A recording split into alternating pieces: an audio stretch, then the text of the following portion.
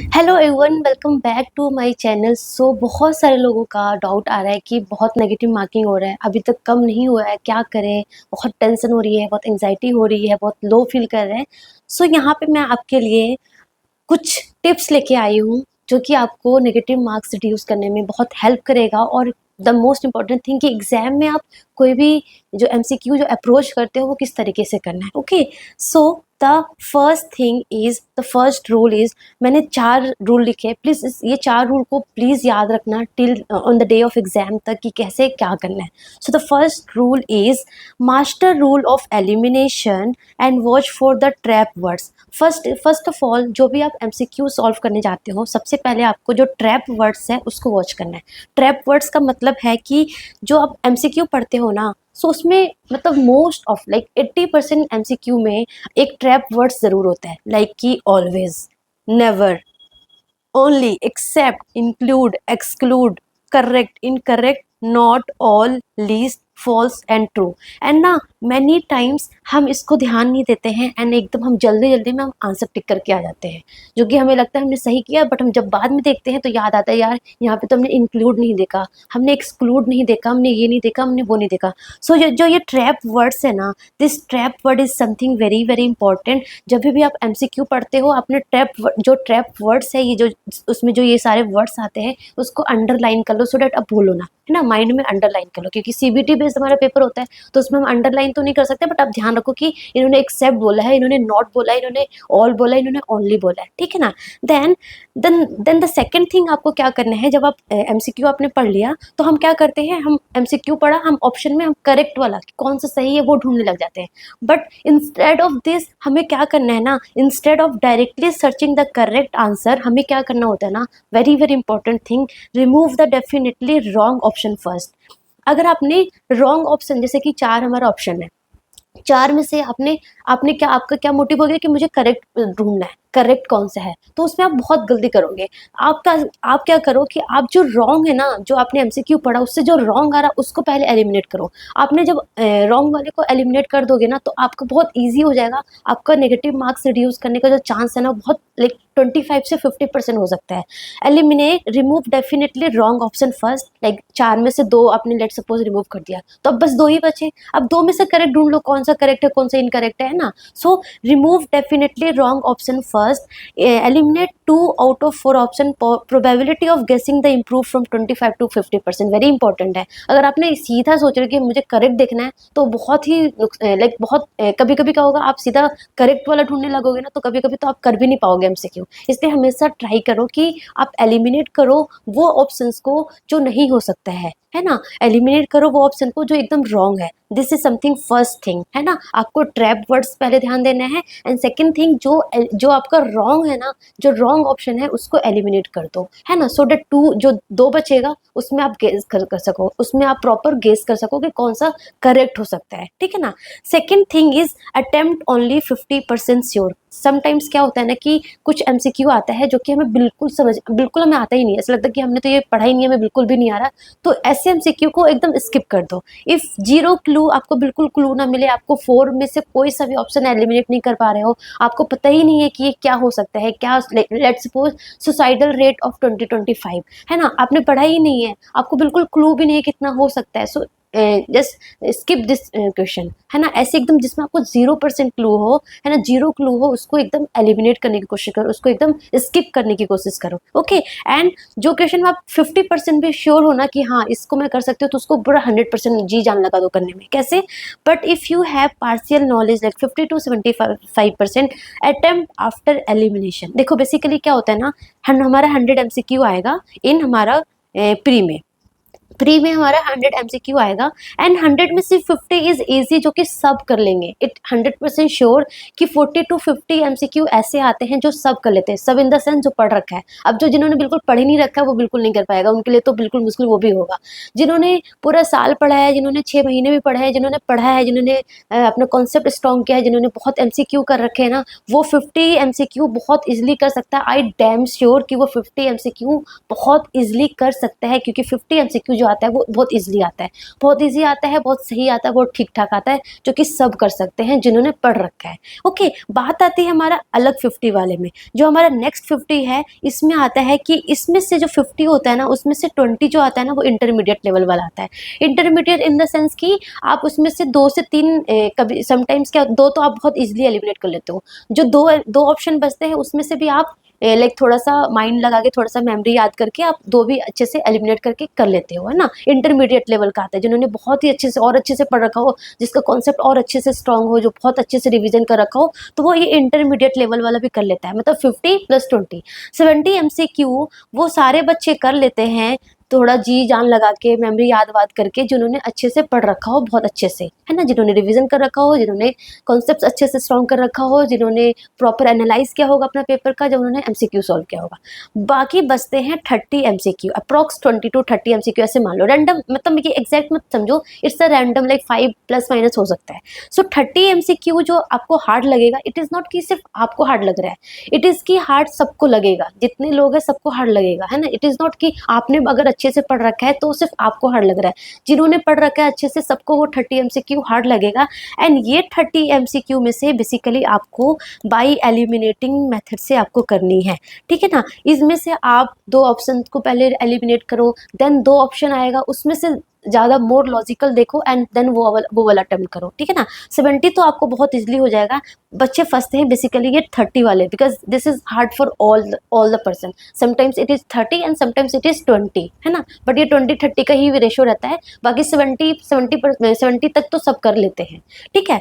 बाकी हमारा the most important thing कि don't rush in the beginning. इसका मतलब क्या बोला है मैंने, कि हम क्या करते हैं स्टार्टिंग में ही, जैसे कि attempt all question that you know, जैसे कि आपका पर्टिकुलर, जैसे कि हमारा प्री में 5 सेक्शंस होते हैं, एक सेक्शंस में सपोज 20 MCQ होता है ना। सो एक सेक्शन में हमारा 20 MCQ होता है, मतलब मे भी ये चेंज हो सकता है, मतलब कि मैं पहले वाला बता रही हूँ, 20 MCQ होता है एक सेक्शन में, ठीक है। और 20 MCQ के लिए हमें 18 मिनट्स मिलते हैं, है ना। गिविंग एग्जाम्पल 18 मिनट्स मिलता है। तो आपने लेट सपोज आपने फर्स्ट MCQ पढ़ा, वो आपको हार्ड लग रहा है, तो ऐसा नहीं है कि आपको ये हार्ड लग रहा है तो आप इसमें ही जी जान लगा दो, आप पढ़ते रहो, बार बार करते रहो कि कैसे होगा।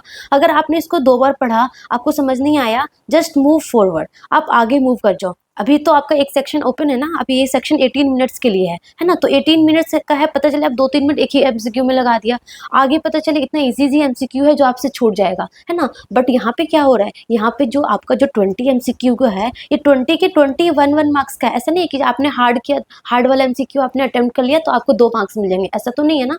पूरा 20 MCQ 20 मार्क्स का होगा, 1 marks for each, 1 marks for each, है ना। मतलब कि सारा each and every MCQ is importance, each and every MCQ gives the equally importance as the hard questions, ठीक है। तो यहाँ पे आपको इजी और हार्ड दोनों को साथ लेके चलना है। तो आपने फर्स्ट MCQ पढ़ा, let suppose it is hard, so 2 times पढ़ा, आपको समझ नहीं आया, just move forward. Second question पढ़ो, सेकंड लेट सपोज सेकंड भी हार्ड आया, जस्ट मूव फॉरवर्ड। अब 3 4 5 बाकी सारा आपको इजीली हो रहा है, ठीक है ना। तो आपने फटाफट, आपने लेट सपोज आपने 14 मिनट्स में आपने पूरा 20 MCQ पढ़ के जो आपको आता था एक बार में आपने कर लिया। अभी आपके पास 14 मिनट्स था, अभी आपके पास 4 मिनट्स है। अब आप फर्स्ट MCQ पे आ जाओ, अब यहाँ पे थोड़ा सा एलिमिनेशन मेथड यूज करो कि ठीक है, C ऑप्शन नहीं है, D ऑप्शन भी नहीं है, या तो A होगा या तो B होगा, ठीक है। फिर उसमें से देखो क्या लॉजिकल है, फिर वो हो सकता है, ठीक है। तो मतलब मेरे कहने का मतलब ये है कि ये ट्राई नहीं करना आपको एग्जाम के टाइम में, ड्यूरिंग एग्जाम की,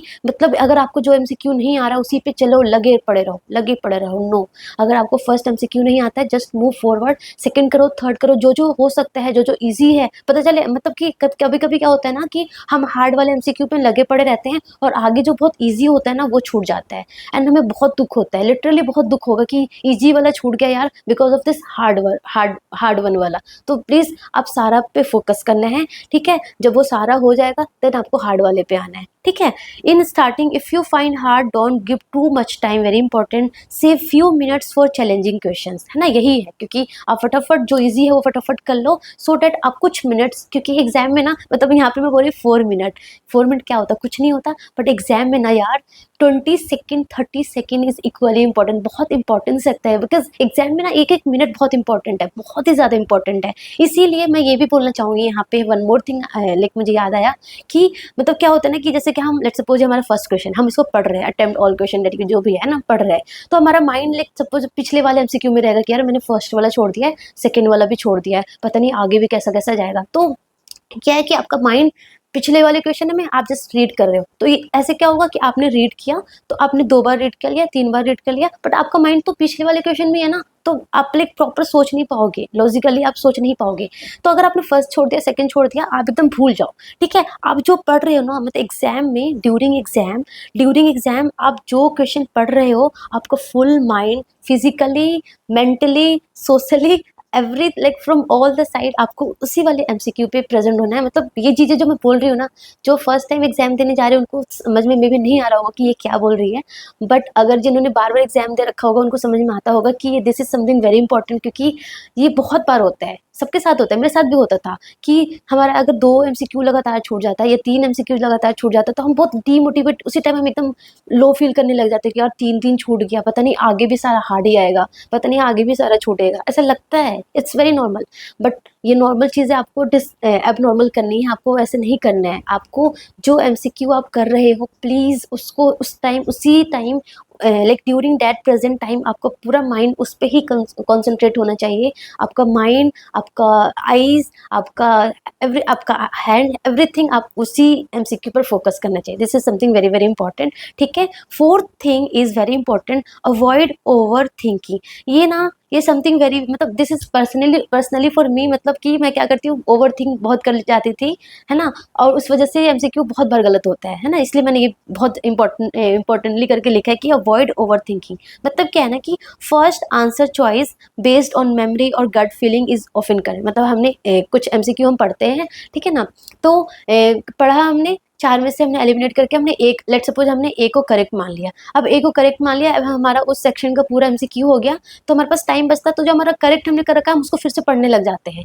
और क्या होता है ना, मतलब हमने जो फर्स्ट टाइम हम पढ़ते हैं जो हमारा गट फीलिंग करता है अकॉर्डिंग टू आवर मेमोरी, जो भी हमने पढ़ रखा है, तो हम करेक्ट करते हैं, बट हम उसको बार बार रिपीटेडली हम पढ़ते रहते हैं, तो हम सेकेंड टाइम ना हम उस करेक्ट आंसर को हम बहुत बार लाइक इनकरेक्ट कर देते हैं। And it is very important, मतलब ये बहुत सारे लोगों के साथ होता है कि फर्स्ट टाइम उन्होंने जो एमसीक्यू करेक्ट किया था ना, वो second third time fourth time बार बार पढ़ के वो जाके गलत कर देते हैं ना। So if you keep rereading the question, doubting and switch the wrong answer, ये वेरी बहुत ज़्यादा हो जाता है, ठीक है ना। So don't change your answer unless you find solid evidence in the question. So अगर आपने फर्स्ट टाइम में अगर आपने ए ऑप्शन करेक्ट कर रखा है, तो अनटिल एंड अनलेस अगर आप कुछ सॉलिड एविडेंस आपको नहीं मिल रहा है, तो आपको ए ही रहने दो। आप री रीडिंग कर करके आपको ऐसा ना लगे कि नहीं अब ये हो जाएगा, ऐसे नहीं करना है।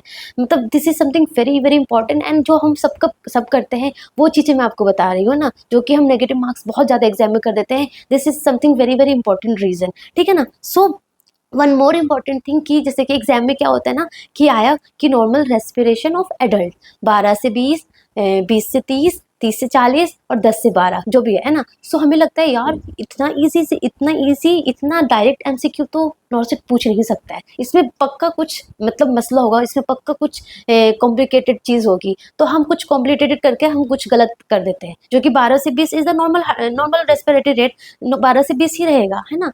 तो कभी कभी क्या होता है एग्जामिनर में, कभी कभी क्या हमेशा ऑल द टाइम 3 4 एमसीक्यू वो ऐसे एकदम स्ट्रेट फॉरवर्ड एकदम सिंपल पूछ लेते हैं, नॉर्मल टेम्परेचर 36.5 टू 37.5, बट हमें लगेगा इतने इजी एमसीक्यू क्यों पूछेगा नॉर्सिट वाला, तो हम कुछ गलत करके आ जाते हैं। ये भी बहुत लोगों के साथ होता है, ठीक है ना। So don't over think in simple question, don't over complicate the easy question. कभी कभी वो स्ट्रेट क्वेश्चन पूछते हैं, सो उसमें आपको कॉम्प्लिकेटेड नहीं करना है, जो पूछा है जस्ट मार्क द आंसर, जो करेक्ट चीज़ें हैं। 60 to 100, कभी बहुत बार ये पूछ रखा है कि normal heart rate of adult, तो 60 to 100 होगा, एंड हमें लगेगा यार इतना ईजी हमसे क्यों पूछ लेगा, सो इतना ईजी भी पूछते हैं, ठीक है ना। सो आपको ओवर थिंक नहीं करना है, डोंट ओवर थिंक, हमें अपनी लाइफ में भी ओवरथिंक नहीं करना है और ड्यूरिंग एग्जाम टाइम में भी हमें एमसीक्यू करते टाइम में भी हमें ओवरथिंक नहीं करना है। Okay, and the fifth and last thing is improve accuracy with PYQ and the mock test, जो कि आप डेली करते हो। आप जो प्रीवियस ईयर क्वेश्चंस प्रैक्टिस करते हो, जो आप मॉक टेस्ट देते हो, उससे अपनी एक्यूरेसी को इम्प्रूव करो। कैसे?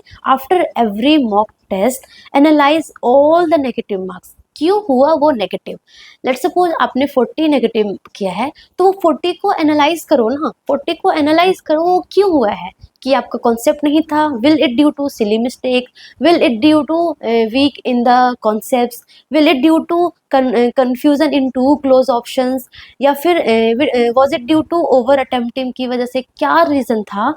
जो भी रीजन था, करेक्ट, स्टेप बाय स्टेप उसको करेक्ट करो। Still you have 10 to 12 to 13 days है, still you have 10 to 12 days, so आप अभी भी कर सकते हो। सो प्लीज़ आप इस पे फोकस करो, ठीक है, इस पर फोकस करो। This is something very very important, and please maintain a काम माइंड सेट। काम माइंड सेट आपको मेंटेन करना है जब आप MCQ कर रहे हैं। ये तो मैंने ऑल द टाइम बोला है, लाइक एंग्जाइटी, उस टाइम आप एंक्सियस हो गए ना, सिली मिस्टेक्स होना है, इट्स वेरी कंफर्म और नेगेटिव मार्किंग हो जाएगा। So only think about the question at this time, जो कि मैंने ऑलरेडी बोला है कि प्रेजेंट में जो कर रहे हो उस पर फोकस करो। Keep breathing and stay confident all the time.